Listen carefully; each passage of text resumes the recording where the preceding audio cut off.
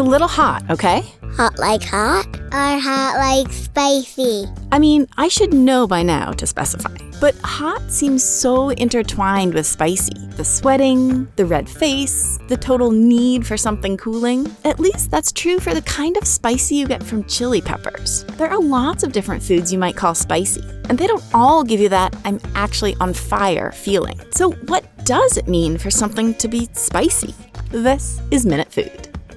Spicy turns out to be a pretty loosely related group of sensations created when food you eat activates certain nervous system cells. These cells, called sensory receptors, gather information about you and your surroundings, things like temperature, movement, and stuff around you, and they deliver that info to other parts of your nervous system. Foods we call spicy all trigger these info-gathering receptors in ways that leave us kind of uncomfortable. Like chili peppers, the classic spicy food. Chilies contain capsaicin, a compound that binds to receptors that specialize in sensing heat. Normally, these receptors, fire, when they come into contact with anything over 43 degrees or so Celsius, about 109 Fahrenheit, sparking a cascade of physiological responses like sweating and an increased blood flow, all designed to cool you off. But when capsaicin binds to these receptors, it changes their shape, activating them at a measly body temperature. A jalapeno feels fiery because it triggers the exact same physiological response as something that's actually on fire. Compounds in ginger and black pepper also bind to these heat-sensing receptors, although not as well as capsaicin, so you'll have to eat way more of them to feel the same fire. Then there's the family that contains mustard, radishes, horseradish, and wasabi, a lot of which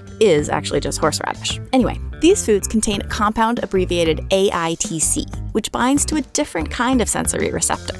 These receptors, which are concentrated in your nose, are particularly responsive to volatile, noxious chemicals. Think smoke, or car exhaust, or tear gas. When these receptors fire, your eyes water, you cough, your sinuses hurt. Sound familiar? The super volatile 𝗂𝗡C that goes airborne from, say, your bite of wasabi-laden sushi triggers these very same receptors, and the same discomfort. In other words, wasabi is just edible tear gas. So are garlic and cinnamon, it turns out, since they also contain compounds that bind, way less successfully, to those same receptors. Szechuan pepper is packed with a compound called sanshool. Sanshool triggers sensory receptors that are specially tuned to detect movement and vibration.